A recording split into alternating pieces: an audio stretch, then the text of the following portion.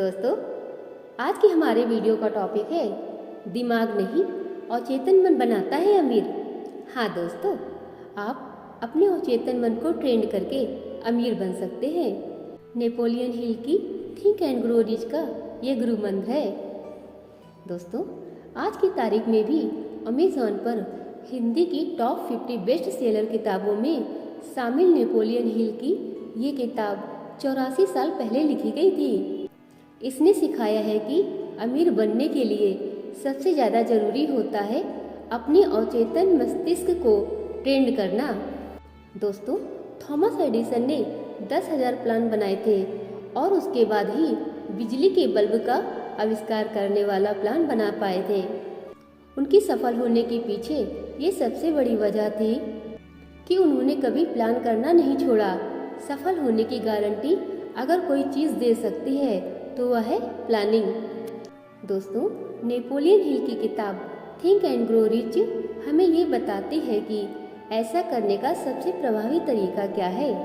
हाँ दोस्तों, प्लानिंग ये नहीं है कि अमुक लक्ष्य को प्राप्त करने के लिए अमुक लोगों को अमुक काम एक तय समय सीमा में करना है। हिल के मुताबिक असली प्रभावी प्लानिंग वह होती है जिसमें हम अपनी इच्छाओं को अचेतन के स्तर पर समझकर प्लान करना सीख जाते हैं। दोस्तों, ऐसी प्लानिंग को ये किताब सफलता का मूल मंत्र मानती है।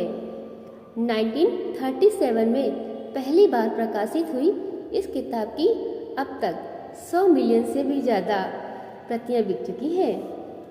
इस किताब को सेल्फ हेल्प कैटेगरी या मोटिवेशनल किताबों का पितामह माना जाता है, क्योंकि ये अमीर या सफल कैसे बने सिखाने वाली पहली किताब थी। दोस्तों, जीतने वालों का एटीट्यूड समझने और समझाने वाली ये किताब को लिखने में हिल को 20 से 25 साल लग गए। हिल ने दुनिया के सबसे अमीर 500 लोगों के इंटरव्यू किए। उनसे बात करते हुए हिल ने उन सबकी सोच में एक पैटर्न देखा, जिसका सार उन्होंने 13 साल के रूप में इस किताब में प्रस्तुत किया। लेकिन जो बात इस किताब को और सभी किताबों से अलग करती है वो है अचेतन मस्तिष्क के महत्व को प्लानिंग से जोड़ना।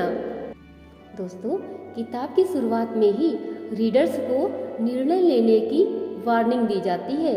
हिल लिखते हैं, सबसे पहले ये तय कीजिए आपको कितनी दौलत चाहिए, किस तारीख तक चाहिए, और साथ ही साथ ये भी तय कीजिए कि उतनी दौलत पाने के लिए आप क्या क्या खोने के लिए तैयार हैं। हिल के मुताबिक अगर आप अपने दिमाग को दिन ब दिन एक लक्ष्य के लिए ट्रेन कर लेते हैं तो समझिए आपने आधी लड़ाई जीत ली है।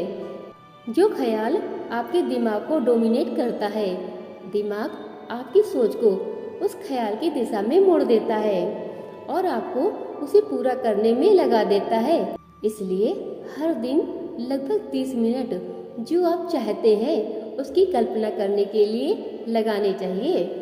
दोस्तों, दिमाग की ट्रेनिंग तभी होगी जब अचेतन मस्तिष्क में भी वही चीज चलती रहे जो आपके दिमाग में चल रही हो।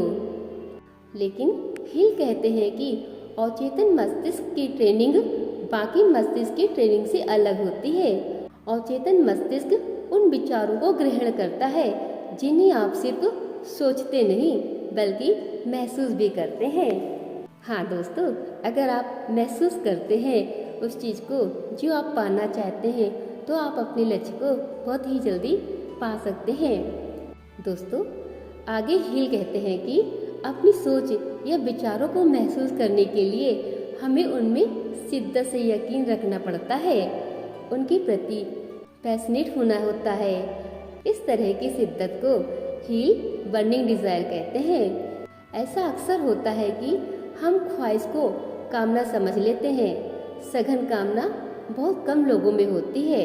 विशफुल थिंकिंग वो होती है जब हम दूसरों की तरक्की या सफलता देखकर खुद के बारे में भी कुछ वैसा ही चाहने या सोचने लगते हैं। पर हिल चेतावनी देते हैं कि ऐसा सोचना चाहना हमारा अपना नहीं होता है और अचेतन मस्तिष्क इस पर प्रतिक्रिया नहीं देता। क्योंकि वह उसी कामना को लेकर सक्रिय होता है जो हमारी अपनी होती है, जिसे हम खुद शिद्दत से महसूस करते हैं। दोस्तों, ये चैप्टर ये किताब की रीढ़ है, क्योंकि हिल ने उन 500 अमीर लोगों के बीच यही पैटर्न पाया कि उन सभी 500 लोगों में एक बर्निंग डिजायर थी।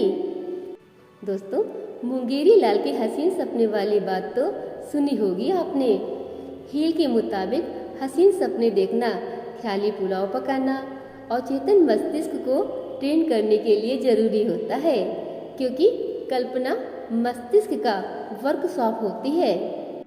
लेकिन जो हमारे दिमाग के भीतर चल रहा है उसे आकार कैसे दिया जाए?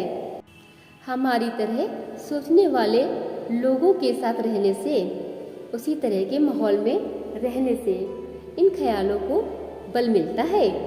दोस्तों, निर्णय लेना यानी 10 तरह के ख्यालों को मस्तिष्क पर काबिज मीन्स ऑक्यूपाइड नहीं होने देना दिमाग पर कंट्रोल होने का मुख्य सूचक है।